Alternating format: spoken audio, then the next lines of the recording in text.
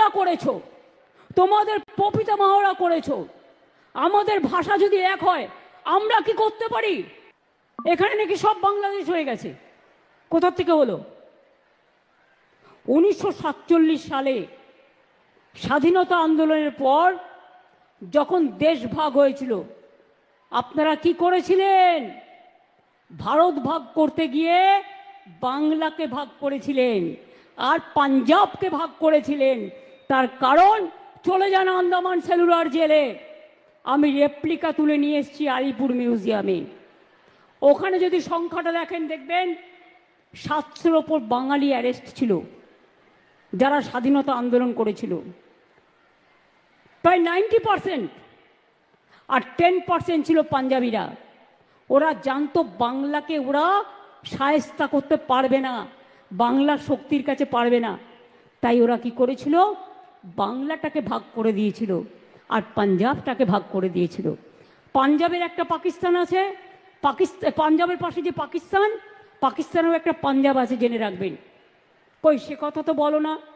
তাহলে আমাদের পাশে বাংলাদেশ তো আমরা তৈরি করিনি, তোমরা করেছো, তোমাদের পিতামহরা করেছো।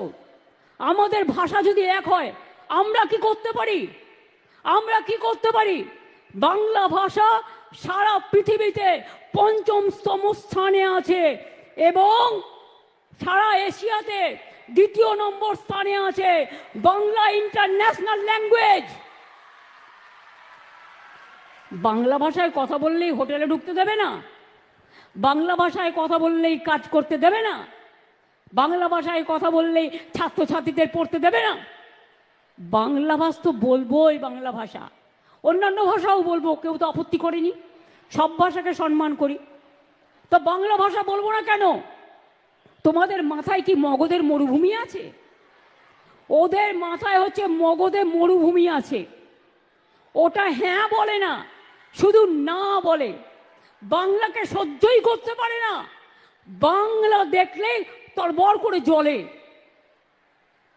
ওই বলে না, লুচির মতো ফলে, দেখলেই গা জ্বলে আর হিংসায় লুচির মতো ফলে বাংলাকে দেখলেই। আরে বাংলা ভাষায় রবীন্দ্রনাথ ঠাকুর কোন ভাষায় কথা বলেছেন? 2টো জাতীয় সঙ্গীত এখানকার বাংলাদেশেরও ছিল, এখন কি আছে আমি জানি না। যারা শুধু বলে যায় পশ্চিমবাংলা, আমি এটা এক্সপেক্ট করি না প্রাইম মিনিস্টারের কাছ থেকে। আমি তার চেয়ারকে সম্মান করি, কিন্তু আমি যেমন তার